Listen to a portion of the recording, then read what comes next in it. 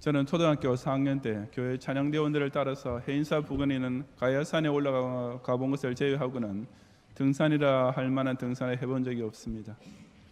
하지만 텔레비전에 나오는 고산 등반에 대한 다큐멘터리는 즐겨 시청합니다. 특히 세계에서 가장 높은 에베레스트 산을 등정하기 위해 도전하는 모습은 저처럼 등산을 별로 좋아하지 않는 사람까지도 절로 감동에 빠지게 만듭니다. 그리고 등반에 성공한 후에 그 정상에서 보게 되는 사방팔방의 경치는 실로 장관이었습니다. 히말라야 산맥에는 해발 8,000m급의 산들이 즐비하지만 에베레스트 산 꼭대기에 서게 되면 그 모든 고봉들이 다 눈 아래 펼쳐지면서 실로 세계의 지붕이라는 별명이 가슴에 딱 와닿게 되는 것입니다. 많은 등반가들이 10명 중 1명의 비율로 목숨을 잃는 위험까지 무릅쓰면서 에베레스트를 정복하려고 시도하는 것도 바로 그 한순간의 기분, 천하가 다 내 발밑에 있다는 그 짜릿한 쾌감 때문이 아니겠습니까? 오늘 본문은 우리 기독 신자들이 그와 같은 쾌감을 바로 교회를 통해 영적으로 느낄 수 있다는 사실을 증언해 줍니다. 본문 1절과 2절 상반절에 아모스의 아들 이사야가 받은 바 유다와 예루살렘에 관한 말씀이라. 말일에 여호와의 전의 산이 모든 산 꼭대기에 굳게 설 것이요 모든 작은 산 위에 뛰어나리니 라고 했습니다. 말일이라는 말은 문자적으로는 마지막 날들이라는 뜻으로서 성경에서는 세계 역사의 마지막인 종말을 가리킵니다. 하지만 좀 더 넓은 의미로는 예수님 초림부터 재림 때까지의 신약시대 전체를 종말시대로 볼 수도 있습니다. 여호와의 전의 산이란 바로 성전에 서 있던 시온산을 가리키는데 신약시대에서 교회를 비유할 때 대표적으로 사용된 표현입니다. 나중에 3절에서 여호와의 산과 하나님의 전이 동격이 되어 있는 것도 그런 맥락입니다. 그 교회가 모든 산들보다 높은 꼭대기에 서게 되며 모든 작은 산들 위에 뛰어나 돋보이게 된다고 했는데 여기서 모든 산이나 작은 산은 부신 권력과 우상 숭배의 세력을 가리킵니다.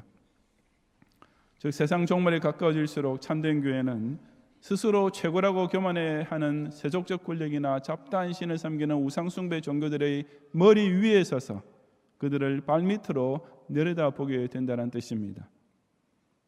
이제 교회 설립 46주년과 함께 Y-4희년을 맞이하게 된 오늘 주일에 저는 우리 경양교회를 어떻게 세워야 진정 세계를 받은 교회로서 세상 꼭대기에 서 있는 영광스러운 교회가 될 수 있는지를 함께 상고해 보고자 합니다. 첫째, 구원의 복음으로서 세상을 정복하는 교회가 말세가 될수록 우뚝 서게 됩니다. 2절 하반절부터 4절까지 함께 봉독하겠습니다. 만방이 그리로 모여들 것이라. 많은 백성이 가며 이르기를 오라 우리가 여호와의 산에 오르며 야곱의 하나님의 전에 이르자. 그가 그의 길을 우리에게 가르치실 것이라. 우리가 그 길로 행하리라 하리니 이는 율법이 시온에서부터 나올 것이요 여호와의 말씀이 예루살렘에서부터 나올 것임이니라. 그가 열방 사이에 판단하시며 많은 백성을 판결하시리니 무리가 그들이 칼을 쳐서 보습을 만들고 그들이 창을 쳐서 낫을 만들 것이며 이 나라와 저 나라가 다시는 칼을 들고 서로 치지 아니하며 다시는 전쟁을 연습하지 아니하리라. 아멘. 세상 종말이 가까워지는 가운데도 여호와의 전의 산에는 만방의 거리로 모여들 것이라고 했습니다. 즉 하나님께서 구원하시기로 작정해 놓으신 택자들이 원근 사방 각 나라와 민족으로부터 오라 우리가 여호와의 산에 오르며 야곱의 하나님의 전에 이르자라고 하며 교회 안으로 모여들게 될 것이라는 뜻입니다. 하지만 아무 교회나 그런 일이 일어나는 것은 아닙니다. 오직 진짜 구원의 복음이 있는 교회를 통해서만 14만 4천인의 남은 자들이 모이게 되어 있습니다. 3절 하반절에 그처럼 하나님의 전에 모일 백성들이 그가 그의 길을 우리에게 가르치실 것이라. 우리가 그 길로 행하리라 하리니 이는 율법이 시온에서부터 나올 것이요 여호와의 말씀이 예루살렘에서부터 나올 것임이니라 하고 말하게 될 것이라 한 것이 바로 그 뜻입니다. 그의 길이란 곧 구원으로 이끄는 진리, 즉 복음을 뜻하며 이것은 율법과 여호와의 말씀과 동격으로 사용되고 있습니다. 그것이 시온에서부터 예루살렘에서부터 나올 것이라는 것은 곧 하나님께서 오직 교회를 통해 구원의 복음을 선포해 주고 계심을 가리킵니다. 즉 오직 성경 중심으로 세워진 교회를 통해서만 하나님께서 당신의 택자를 불러 죄 용서하시고 천당 영생을 주시는 놀라운 구령의 기적이 일어날 수 있는 것입니다. 그러므로 참된 교회는 오직 기독교에만 구원의 길이 있다고 당당하게 외쳐야 합니다. 다른 종교들은 어떻게 하면 행복해질 수 있는가를 가르치는 기복주의 종교이든지 아니면 사람이 어떻게 착하게 살 것인가를 가르치는 윤리적 종교일 뿐입니다. 그런 종교들은 돈과 명예를 가진 자들에게는 아무 소용이 없는 사기꾼 종교로, 신을 믿지 않아도 자기 양심대로 살고 있다고 자처하는 자들에게는 그저 위선자의 종교로 치부될 수밖에 없습니다.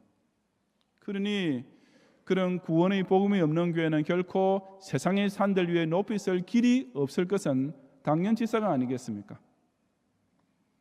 하지만 모든 사람이 죄인이며 오직 예수님을 믿음으로서만 구원받을 수 있다라는 참된 복음을 외치는 교회는 그야말로 빈부, 귀천, 지위, 고하, 지식 유무를 막론하고 천하만민 모든 사람에게 꼭 필요한 존재가 됩니다.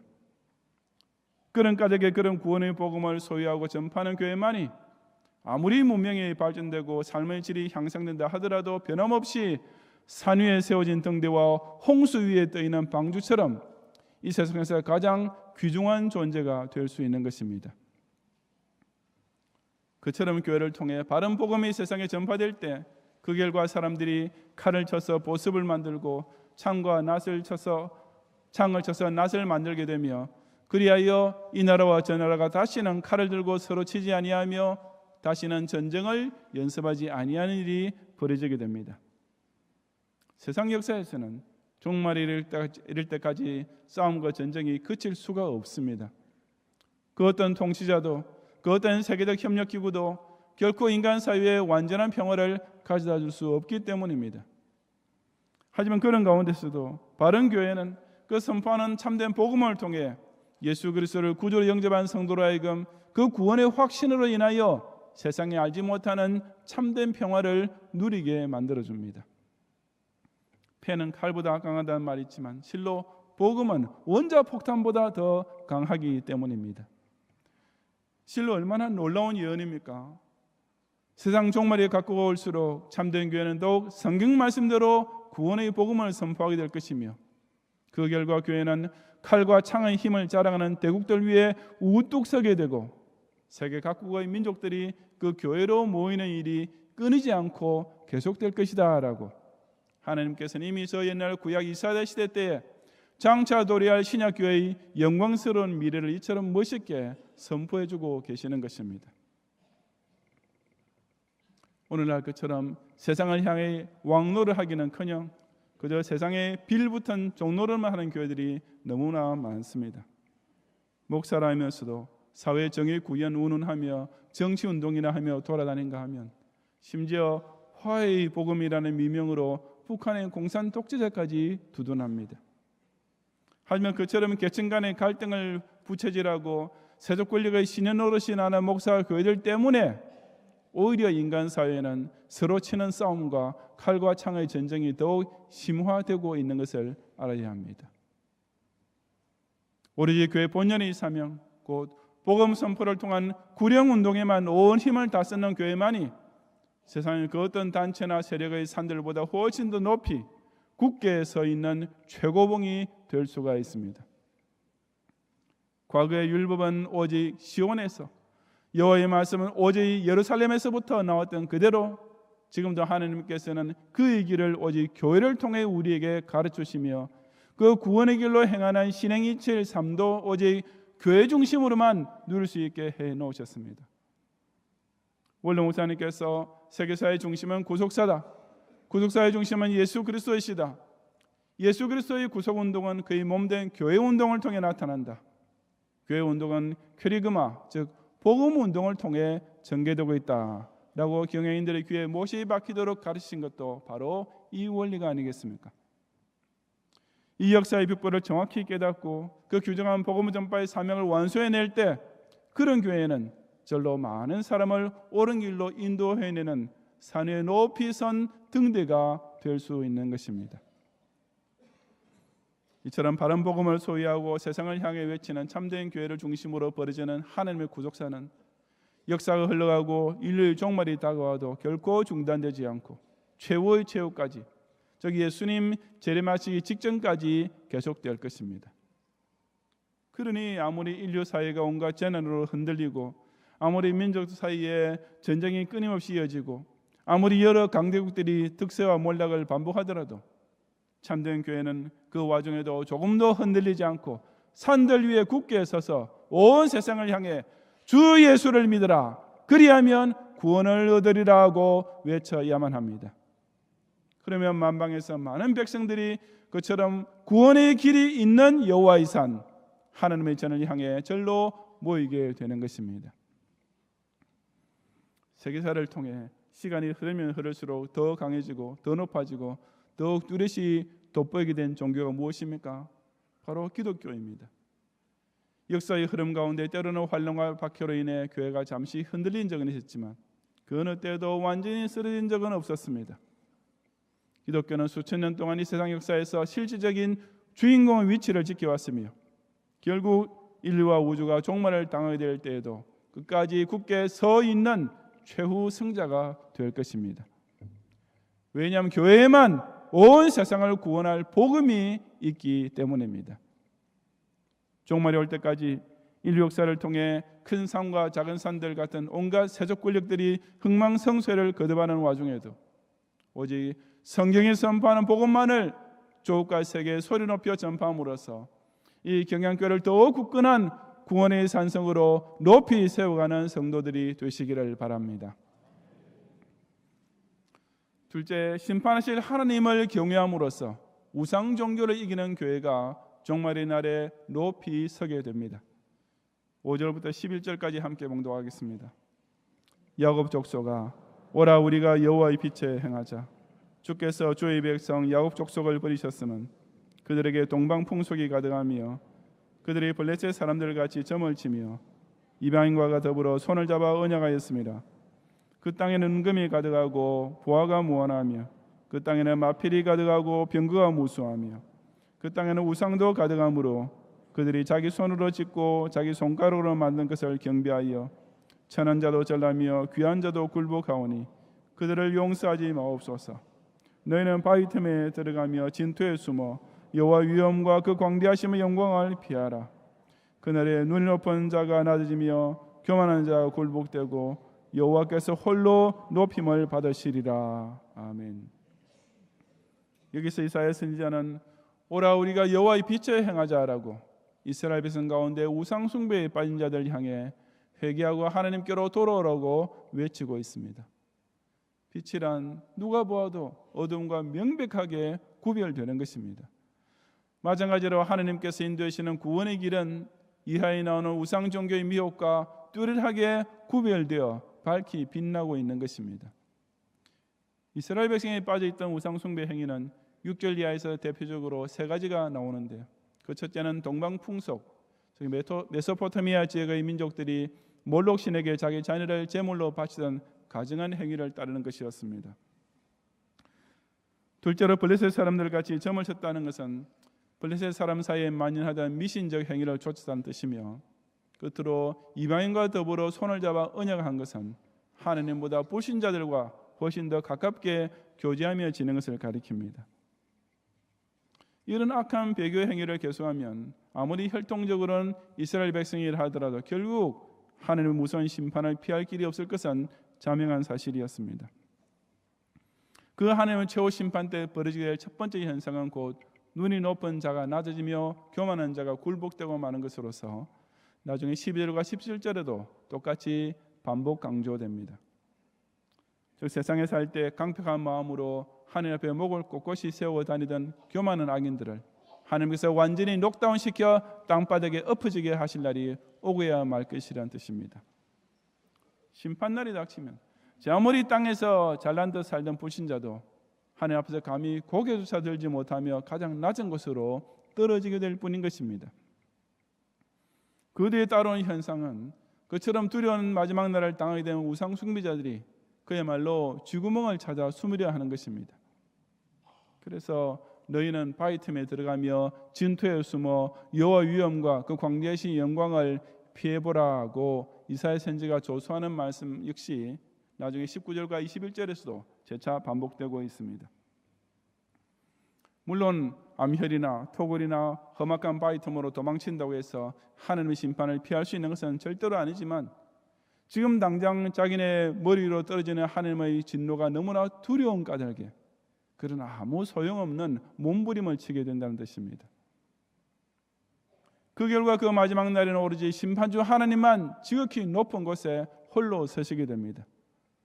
바로 11절 하반절에 여호와께서 홀로 높임을 받으시리라 하고, 그리고 나중에 17절 하반절에서도 여호와께서 홀로 높임을 받으실 것이요라고 반복 강조되는 사실입니다.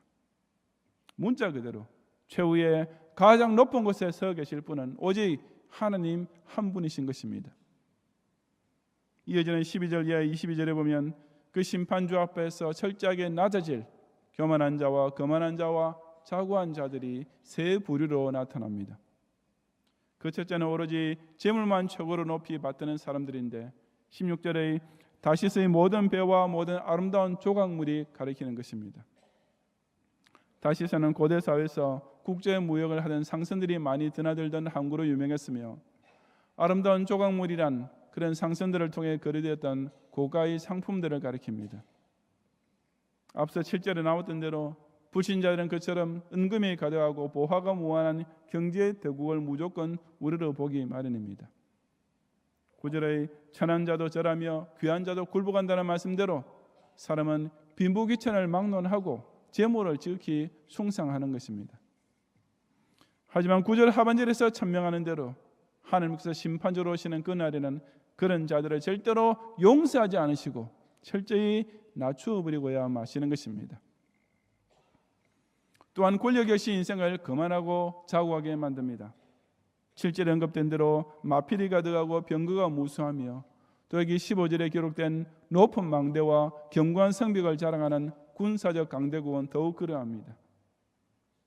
그런 날의 권력자들은 13절 말씀대로 높고 곱게 자라기로 유명했던 레바논의 높고 높은 모든 백향목과 바산의 모든 상수리 나무처럼 그야말로 하늘 높은 줄 모르는 교만에 빠져 사는 것입니다.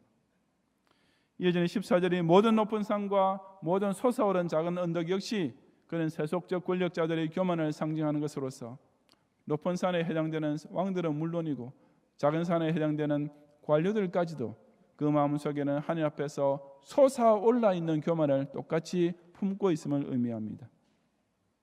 그러나 이들 역시 마지막 날이 임할 때는 17절에서 엄중히 경고하는 그대로 저 하늘의 주권자의 권위 앞이 여지없이 굴복되며 낮아지고 말 뿐인 것입니다.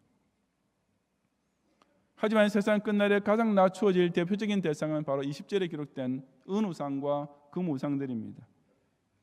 불신자들이 여호와 하나님 대신 높이 받들어 섬겼던 온갖 우상들이야말로 최후 심판 때 가장 비참한 꼴을 당하게 됩니다.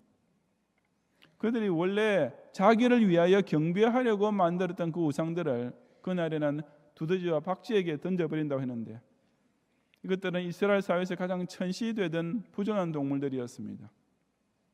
즉 불신자들이 세상에서 그토록 귀중히 여기고 의지했던 우상들이 실제로는 아무 가치 없는 무익하고도 천한 존재임이 최후의 심판날에 여실히 드러나게 되는 것입니다. 그래서 이사야 선지자는 22절에서 너희는 인생을 의지하지 말라 그의 호흡은 코에 있나니 새말 가치가 어디 있느냐라고 결론적으로 강조했습니다. 하나님을 떠나 스스로를 높이는 인생, 하나님 아닌 다른 우상을 더 높이 받드는 인생이란 그야말로 셀 가치조차 없는 저질 인생이며 마지막 심판날 가장 큰 수치와 가장 무서운 징벌을 받게 될 뿐인 것입니다. 법정에서 판사는 당연히 피고인보다 높은 자리에 앉게 됩니다. 세상 끝날 최후의 심판대에서도 당연히 하나님께서 가장 높은 백보좌에 앉으셔서 악인들을 내려다보며 심판하실 것입니다. 그리고 세상에서 자기 잘난 줄 여기며 교만에 빠져 살던 자들, 재물과 권력을 받들어 모시며 살았던 불신자들은 그 두려운 심판주의 권위 앞에 굴복되고 그 엄중한 판결 앞에서 낮아질 수밖에 없습니다. 그 무엇이든지 간에 하여튼 하나님보다 더 중히 여기는 우상을 경배하며 살았던 자들은 결국 마귀와 그 짐승과 거짓 선지자를 위해 예비된 불못에 떨어져야 될 때 똑같은 꼴을 당하고야 마는 것입니다. 1인 지하 만인지상이란 말이 있습니다. 과거의 제상의 위로는 임금님 한 분만 받들어 모시고 아래는 모든 백성들 위에서 다스렸다는 의미로 썼던 말입니다. 그 말은 바꾸어 생각하면 제사장은 일단 1인 지하의 자기 위치를 잘 자각하고 지켜야만 만인지상의 자리도 유지할 수 있다는 뜻도 됩니다. 만약 제사장이 스스로 제1인자, 스스로 임금 행세를 하려 하면 만인지상은 고사하고 역적으로 체포되어 사형을 면치 못할 것입니다. 교만한 우상 종교인들이 바로 그와 똑같은 짓을 저지르고 있지 않습니까? 사제가 중보자 예수님의 자리를 대신 차지하고 있고 교조가 마치 자신이 하나님이 된 것처럼 절대적 교권을 행사합니다. 장차 여호와께서 땅을 진동시키시려고 일어나실 때 그처럼 자고한 자들이 어떤 형벌을 받아 마땅한지는 두말할 필요조차 없습니다. 그러므로 참된 교회는 가장 높으신 심판주 하나님을 지극히 두려워하며 받들어 모실 줄 알아야 합니다. 그리하여 스스로 높은 산을 세우고 그 꼭대기에 앉아있는 불신자들과 우상 숭배자들을 향해 하나님께서 그들을 지옥에까지 낮추실 마지막 심판의 하늘이 다가오겠다는 사실을 엄중히 경고해 주어야 합니다. 교회가 그처럼 1인 지하의 위치와 사명을 정확히 지키기만 하면 절로 만인지상, 실로 모든 높고 높은 백향목과 바산의 모든 상수리 나무들보다 훨씬 더 높은 곳에서 만국을 다스리는 권세를 누리게 됩니다. 세상에 살 동안 부와 권세를 자랑하며 자기가 최고로 교만했던 자들이 결국 가장 낮은 곳에 엎어지게 될 날은 반드시 닥쳐옵니다. 평소 기독 신자들을 깔보고 전도자들을 멸시하고 교회를 비난하며 기독교를 핍박했던 우상 종교인들이 그 자업자득의 징벌을 받게 될 한날은 점점 더 가까워지고 있는 것입니다. 바로 그 심판의 날 온 세상과 인류에 홀로 높이 서게 되실 여호와 하나님을 진정 두려워하며 지극히 받들어 모심으로써 이 경영교를 통해 모든 높은 산과 솟아오르는 언덕들 위에서 만국을 다스리는 권세를 함께 누리는 성도들이 되시기를 바랍니다. 성도 여러분, 본문 2절에서 말일이라고 했던 날을 12절에서는 만군의 여호와의 날이라고 표현하고 있습니다. 왜냐하면 그 말일은 바로 하나님께서 심판주가 되셔서 당신의 모든 공의를 이루시고 최고의 영광을 홀로 받으시는 유일한 주인공이 되실 날이기 때문입니다. 그날이 오면 그야말로 하나님 한 분만 높이 서 계시고 다른 모든 피조물은 그 절대 주권자의 권위 앞에 납작 낮아질 뿐인 것입니다. 하지만 저와 여러분은 그 두려운 날이 오히려 기다려지는 자들입니다. 왜냐하면 우리는 그 지극히 높으신 심판주로부터 저주를 받게 될 자들이 아니라 그 영광에 동참할 하나님의 자녀가 될 것이기 때문입니다. 그러니 그날을 생각할 때 떨리기는커녕 오히려 가슴이 설레며 기다려줄 수밖에 없는 것입니다. 지상 교회는 원수 마귀가 만만하게 여기고 제법 흔들기까지 할 수 있습니다. 기독 신자들은 불신자들이 얕잡아보고 모욕하고 핍박할 수도 있습니다. 하지만 교회의 머리 되신 예수님께서 심판주로 오시는 날에는 완전히 전세 역전이 될 것입니다. 저 여러분 한 사람 한 사람이 부활하신 예수님과 똑같은 형체로 변화되어 영화에 이르고 그리스도와 함께 영원히 왕노를 하게 될 그날, 세상에서 교회와 신자를 짓누르고 올라타려 했던 그 원수들은 이제 문자 그대로 땅바닥을 기를 수밖에 없습니다. 아니 산하 바위야 날 덮어다오라고 절규하며 쥐구멍을 찾아 헤매며 더 이상 낮을 수 없는 가장 낮은 곳에 떨어질 수밖에 없는 것입니다. 그러니 그 말일은 우리에게 그 얼마나 통쾌한 날이 되겠습니까? 그 만군의 여호와의 날은 참된 교회와 성도에게는 진정 영광스러운 최후 승리의 날이 되고 마는 것입니다. 그저 장망성 속에 파묻혀 있거나 세속 권력의 꽁무니를 뒤쫓아가거나 우상 숭배자들과 어울려 있는 교회는 오로지 도토리 키재기 하는 언덕일 뿐입니다. 오직 구원의 진리라는 검을 손에 쥐고서 바다에서 올라온 짐승 곧 세속 권력을 이겨내며 반드시 속히 오실 심판주를 널리 선포하여 땅에서 올라온 짐승 곧 거짓 선자를 끝내 물리치는 교회만이 그야말로 천하를 발밑에 두고 내려다보는 높은 여호와의 산이 될 수 있습니다.